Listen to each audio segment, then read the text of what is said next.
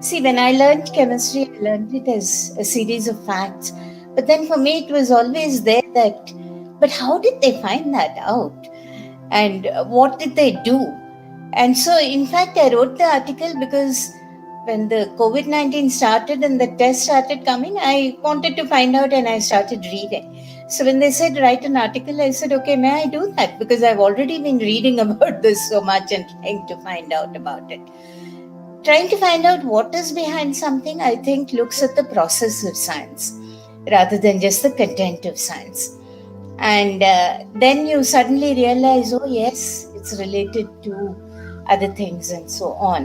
And having been, right now you introduced me as a university teacher, but I've been a school teacher for a very long time. And there it's far more important that you kind of tell the young students, what is behind what they're learning so that it doesn't become a meaningless set of facts. So that's why. Children love testing, even very young children. I mean, I will be talking about 8 and 9-year-olds and the projects that they do. For one thing, there's the thrill of doing tests and then suddenly finding a result which you didn't expect or which you didn't know you could look for.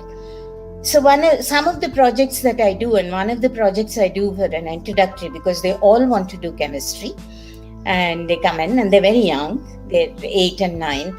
So one says, look, just like in a library, you can classify chemicals. And one of the ways we classify, like you say, what do you do in the library? And they go fiction, non-fiction, then by author, and so on. Instead, one of the ways we classify chemicals is as acid, base, and neutral. And how do we test? So pick out all the things marked acid, add the indicator to that, and what do you find out?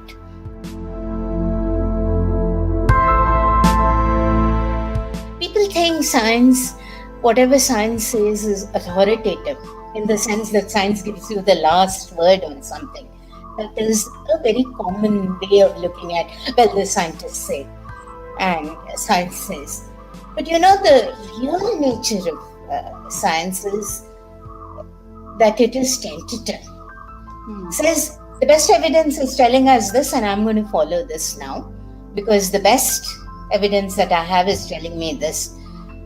But if that evidence changes, I must also change my response. And the scientific temper that we as teachers are asked to bring into our classes, I think scientific temper is not, I don't know what it is because I haven't been able to figure out what we are supposed to be doing. But if I had to do something, I think it is really this. How do you hold on to a model as long as it's working? And how do you drop it the moment new data comes in? How do you be tentative? That is the true scientific temper that we need.